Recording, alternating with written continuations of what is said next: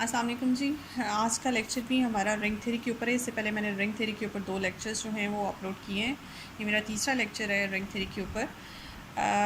इसमें हम जो है इससे पहले भी हम एक एग्ज़ाम्पल मैंने आपको करवाई थी। रिंग का इंट्रोडक्शन था, रिंग्स की टाइप्स थी और एक एग्ज़ाम्पल मैंने आपको प्रॉब्लम करवाई थी।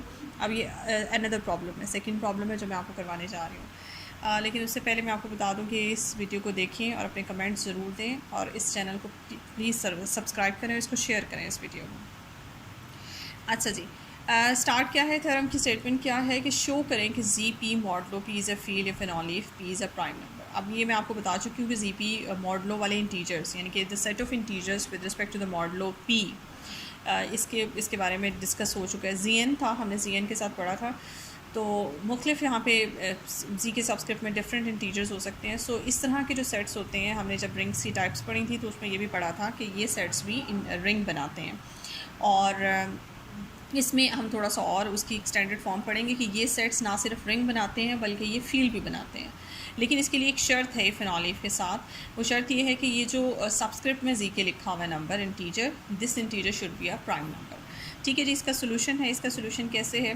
इसके लिए चूँकि ये फिनॉलिफ है, दोनों डायरेक्शंस हैं आपकी, आपने दोनों डायरेक्शंस प्रूव करनी है। इसमें आप लेट करें कि जी पी स्टार्ट में एक फील्ड है और we have to show that P is a prime number. लेकिन इसके लिए for this let us consider on contrary.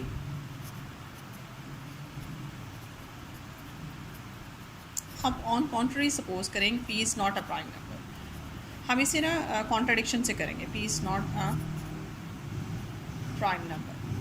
आप यहाँ पे लेट करेंगे कि पी प्राइम नंबर नहीं है, जबकि हमने प्रूव करना है कि पी प्राइम नंबर है। तो आप इसे कॉन्ट्ररी लेट करेंगे, स्टार्ट करेंगे अपनी स्टेटमेंट यहाँ से और फिर आगे जाके कॉन्ट्राडिक्शन आ जाएगी। तो फिर कॉन्ट्राडिक्शन ये शो करेगी कि हमारी जो सपोजिशन थी, ये जो हमने लेट किया था कि P is not a prime number, वो रॉन्ग है। और हमारी सपोजिशन, जब भी कॉन्ट्राडिक्शन आती है तो हमारी सपोजिशन के ऑपोजिट जो स्टेटमेंट होती है वो ट्रू होती है। तो फिर ऑपोजिट स्टेटमेंट ऑटोमेटिकली वो ये बनेगी कि P is a prime number, तो वो ट्रू हो जाएगी। ठीक है जी। अगर p प्राइम नंबर नहीं है, for example this implies p is a composite number. ठीक है जी, p कॉम्पोजिट नंबर है।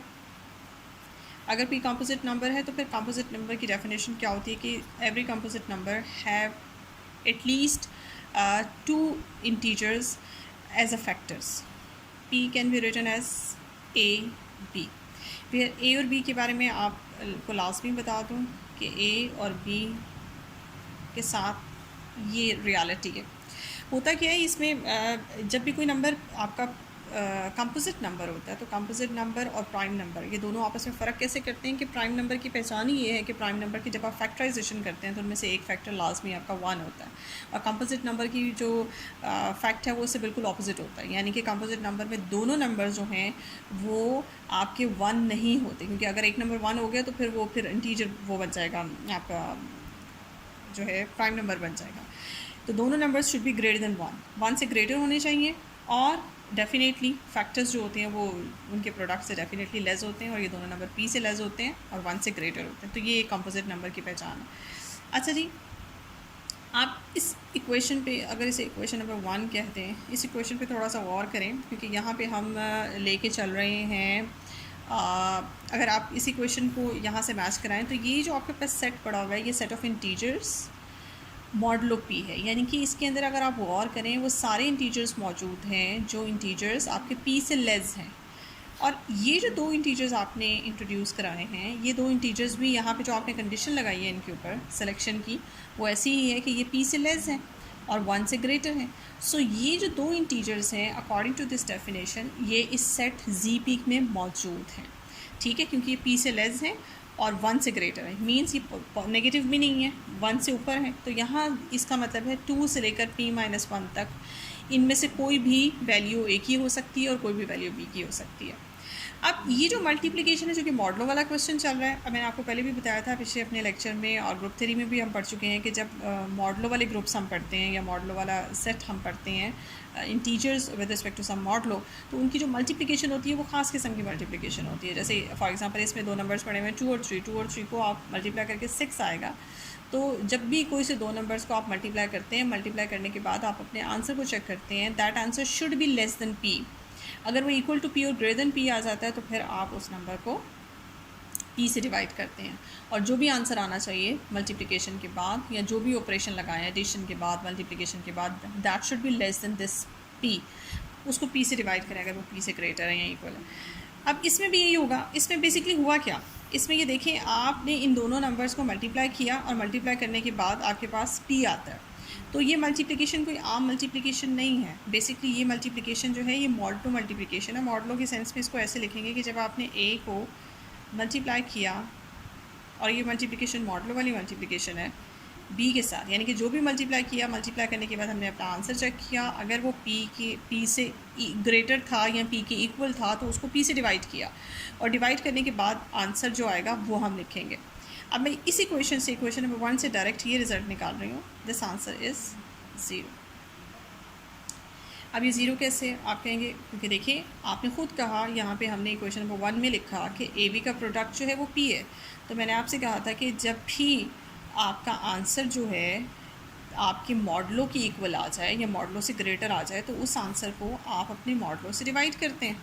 जब आप मॉडलों से डिवाइड करेंगे तो आपके पास जो भी रिमाइंडर आएगा उसको आप यहाँ लिखेंगे, ठीक है। तो जब मॉडलों के अंडर इसको देखा, ए को बी से मल्टीप्लाई करते हैं तो आंसर में आपके पास पी आता है, और पी को जब आप पी से डिवाइड करते हैं तो एक्चुअल में रिमाइंडर आपके पास 0 आता है। सो ये आपके पास है इक्वेशन नंबर 2, इसको संभाल लें। अच्छा जी, इसमें अब आप गौर करें कि ये इक्वेशन क्या आपको बताती है। ये इक्वेशन आपको ये बताती है कि देखिए सिंस ए और बी आपके कहाँ से, यहाँ इस डेफिनेशन के अकॉर्डिंग ए और बी की सिलेक्शन से आप यहाँ पे साइड पे लिख सकते हैं। हेयर, यहाँ पे लिख लें आप बेशक, हेयर आपका ए और बी जो है वो अकॉर्डिंग टू दिस डेफिनेशन ये जी पी में है, ठीक है। ये दो एलिमेंट जी पी के आपने उठाए। अब आप ये देखें, आप दो एलिमेंट जी पी से उठाती हैं, आप उनका प्रोडक्ट लेती हैं जो भी इस वक्त का मॉडलों वाला प्रोडक्ट है, और आंसर में आपके पास 0 आ जाता है, जबकि ए भी अपनी जगह और बी भी अपनी जगह नॉन ज़ीरो है, क्योंकि ए और बी दोनों आपने यहाँ पे कहा है कि 1 से ग्रेटर है। तो यहाँ पे आप ये देखें, ये वाली जो बात है कि इन दो नॉन ज़ीरो नंबर्स का प्रोडक्ट इक्वल्स टू 0 आ गया। ज़ीरो डिवाइज़र की डेफिनेशन होप्सो कि आपने पढ़ी हो। ज़ीरो डिवाइज़र की डेफिनेशन मैं आपको यहाँ पे थोड़ा सा बता दूँ। ज़ीरो डिवाइज़र की डेफिनेशन क्या होती है कि एक किसी भी रिंग के अंदर कोई एलिमेंट जो है वो ज़ीरो डिवाइज़र कहलाता है अगर आप वो एलिमेंट ख़ुद नॉन ज़ीरो हो और कोई दूसरा नॉन ज़ीरो नंबर उसके साथ मल्टीप्लाई हो। यानी कि आप यूँ समझें कि एक आपने एलिमेंट सेलेक्ट किया ए किसी रिंग में से, और उसके करस्पॉन्डिंगली एक और नॉन ज़ीरो एलिमेंट आपने सेलेक्ट कर लिया उसी रिंग में से, दोनों को मल्टीप्लाई किया, मल्टीप्लाई करने के बाद आंसर 0 आ गया, लेकिन उन दोनों में से कोई नंबर भी 0 नहीं है। ख़ुद ना ए 0 है ना बी 0 है, लेकिन उनका प्रोडक्ट दोनों का 0 आ गया। अब ये जो डेफिनेशन है, तो फिर ये जो आपका ए एलिमेंट है this is called the zero divisor. यानी कि अगर आप ए एलिमेंट की रिस्पेक्ट से कोई दूसरा नॉन ज़ीरो एलिमेंट आप सेलेक्ट कर सकें रिंग के अंदर से कि प्रोडक्ट आपके पास 0 आए, जबकि ना ए 0 है ना बी 0 है, तो फिर ए जो है इस केस में आपका ज़ीरो डिवाइज़र कहलाएगा। ये डेफिनेशन जो है ज़ीरो डिवाइज़र की रिंग के अंदर बिल्कुल इंटेग्रल डोमेन के ऑपोजिट है। इंटेग्रल डोमेन में क्या था, जब आप कोई से दो एलिमेंट्स को प्रोडक्ट 0 लेते हैं किसी रिंग के अंदर तो उसमें से लाजमी ये रिज़ल्ट निकलना चाहिए कि एक एलिमेंट लाजमी 0 आना चाहिए, जबकि ज़ीरो डिवाइज़र ये कहता है कि अगर दो एलिमेंट्स का प्रोडक्ट इक्वल्स टू 0 है तो और दोनों जो हैं वो उनमें से कोई भी 0 ना हो फिर भी उनका product 0।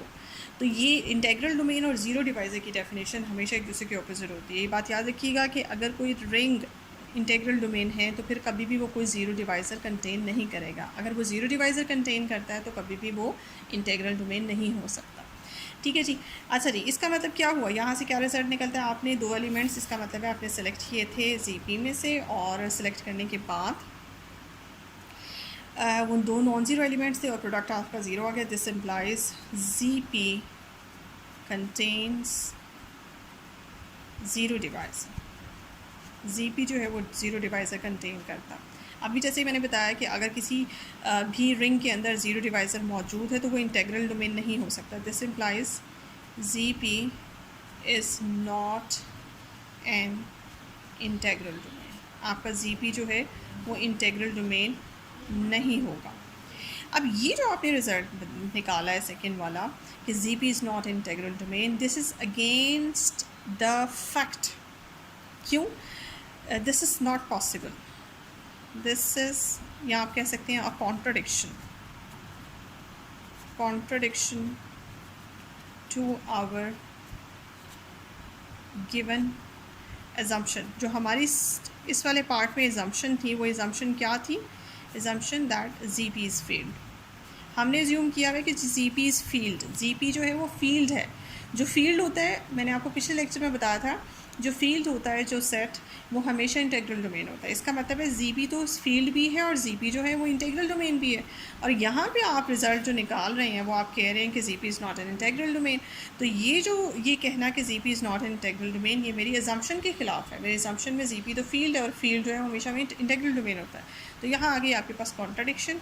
This implies P is a prime. यहाँ मैं डायरेक्ट ही आपको लिख के दे रही हूँ कि P जो है वो एक प्राइम नंबर है। क्यों? क्योंकि मेरी एजम्पशन जो है वो रॉन्ग हो गई। मेरी एजम्पशन ये थी कि P is a composite number, P is not a prime number. So मेरी एजम्पशन रॉन्ग होगी, तो मेरी एजम्पशन के ऑपोजिट पार्ट जो है वो मैंने डायरेक्ट लिख दिया कि वो ट्रू हो गई। ठीक है जी। अब कॉन्वर्सली करते हैं। अच्छा जी, अब कॉन्वर्सली की तरफ आते हैं। कॉन्वर्सली मैंने यहाँ पे आपको बता दूँ, अब हम लेट करेंगे कि P हमारे पास एक प्राइम नंबर है और हमने शो ये करना है कि जी पी जो है वो आपके पास फील्ड है। अब ये देखें, जी पी को फील्ड दिखाने के लिए हम ये वाला थ्योरम इस्तेमाल करेंगे। देखिए, हमें सिंस ये पहले से पता है कि जी पी जो है वो एक रिंग है। ठीक है, जब मैंने आपको बिल्कुल स्टार्ट में एग्जांपल्स बताई थी रिंग की, तो जी पी रिंग तो है। अब रिंग इसे प्रूव करने की आपको ज़रूरत नहीं है, आपने इसे फील्ड दिखाना है। यानी कि आपको फील्ड की 11 कंडीशंस चाहिए होती हैं, उसमें से 8 कंडीशंस रिंग की तो इस पर सेटिस्फाई होती हैं। ठीक है, बाकी आपने 3 कंडीशंस और सेटिस्फाई करके दिखानी है। वो 3 कंडीशंस में मल्टीप्लिकेटिव इन्वर्स, मल्टीप्लिकेटिव आइडेंटिटी और आपके पास कम्यूटेटिव लॉ था। लेकिन इसके लिए हम वो 3 लॉ प्रूव करने के बजाय एक शॉर्ट टेक्निक इस्तेमाल करेंगे। ये थ्योरम की स्टेटमेंट इस्तेमाल करेंगे। ये थ्योरम आपको अगर याद हो, इसका कॉन्वर्स पार्ट मैंने आपको पिछले थ्योरम में पिछली वीडियो में करवाया था। वो ये था कि जैसे कि अभी मैंने पीछे भी इसके आपको बताया कि हर फील्ड इंटेग्रल डोमेन होती है। ठीक है, लेकिन मैंने आपको जब ये थ्योरम करवाया था कि हर फील्ड इंटेग्रल डोमेन होती है अपने पिछले लेक्चर में, तो उसमें मैंने आपको कहा था converse of this statement is not true. यानी कि हर इंटेग्रल डोमेन फील्ड नहीं होती है, कॉन्वर्स ट्रू नहीं है। उसका कॉन्वर्स थोड़ी सी चेंजिंग्स के साथ ट्रू है। और वो थोड़ी सी चेंजिंग्स क्या है? हर इंटेग्रल डोमेन तो फील्ड नहीं होती है, लेकिन हर फाइनाइट इंटेग्रल डोमेन फील्ड होती है। यानी कि जो भी सेट इंटेग्रल डोमेन है वो सेट फाइनाइट होना चाहिए, फिर वो फील्ड बनेगा। सिंपल इंटेग्रल डोमेन फील्ड नहीं होती। सो ये जो कॉन्वर्स है ये थोड़ी सी चेंजिंग्स के साथ या एडिशनल चेंजिंग्स के साथ ये ट्रू है। ये एक स्टेटमेंट है, ये आपको इजीली कहीं भी इसका प्रूफ आपको मिल जाएगा अपनी बुक्स में। ये रिज़ल्ट हम इस्तेमाल करेंगे इस वक्त अपने जीपी को फील्ड दिखाने के लिए। अब जीपी के बारे में देखें, जीपी आपके पास रिंग तो है and also G P is finite because इसके अंदर नंबर ऑफ़ एलिमेंट्स कितने हैं? इसके अंदर नंबर ऑफ़ एलिमेंट्स जो हैं वो पी एलिमेंट्स मौजूद हैं। तो ये फाइनाइट सेट तो है, फाइनाइट सेट है। और अगर ये इंटीग्रल डोमेन भी बन जाता है तो फिर ऑटोमेटिकली ये फील्ड होगा। ठीक है, तो रिंग ये ऑलरेडी है, फाइनाइट ये ऑलरेडी है। सिर्फ आपने जो काम करके दिखाना है वो ये कि ये इंटीग्रल डोमेन, और इंटीग्रल डोमेन हमें पता है कि हम कैसे प्रूव करते हैं। इंटीग्रल डोमेन के लिए आपने वी हैव टू शो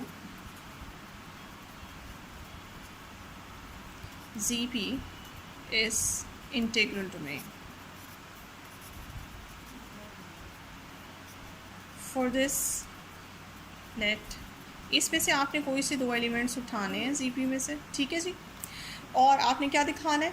आपने दिखाना है, आपने ऐसे 2 एलिमेंट्स उठाए जिनका प्रोडक्ट 0 है, और फिर फाइनली आप ये शो करेंगे कि उनमें से या A 0 है या B 0 है। ठीक है जी, एंड A और बी का जो प्रोडक्ट है दैट इज़ 0। और ये प्रोडक्ट जो है ये आम प्रोडक्ट नहीं है, ये मॉडलों वाली मल्टीप्लिकेशन हो रही है आपके यहाँ पे, क्योंकि ये जीपी जो है वो आपका एक मॉडलों का सेट है। ठीक है जी, आपने मल्टीप्लाई किया, आंसर में 0 आ गया। अब फाइनली मुझे दिखाना है कि ए भी नॉन ज़ीरो है और बी भी नॉन ज़ीरो है।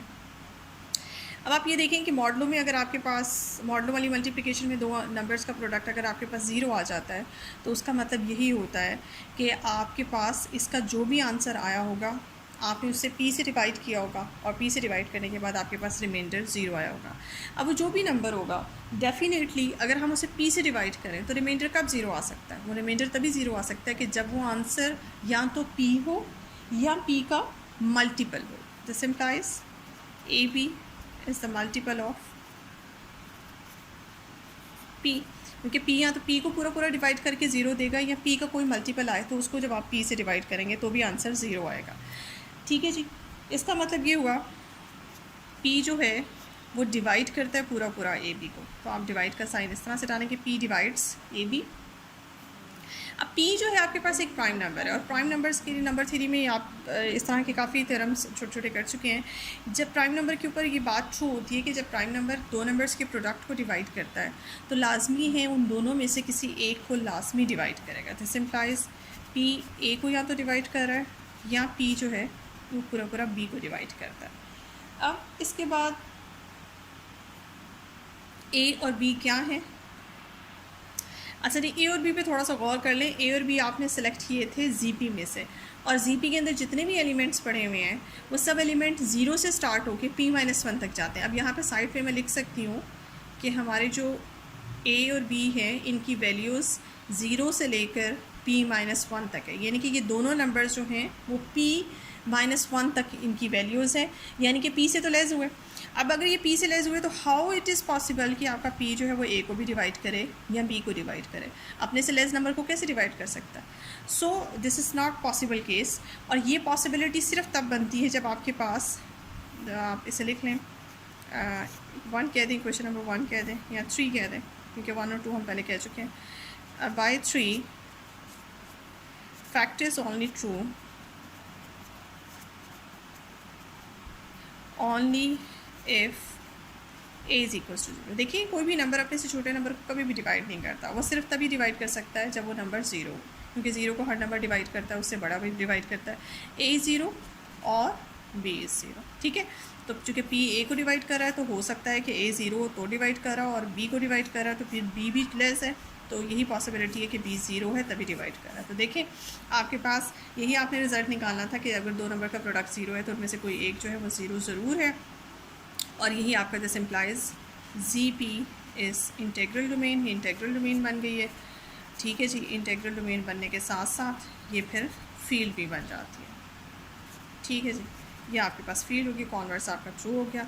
चलें जी, हमारा थ्योरम यहाँ पे प्रूव हो गया। Thank you so much.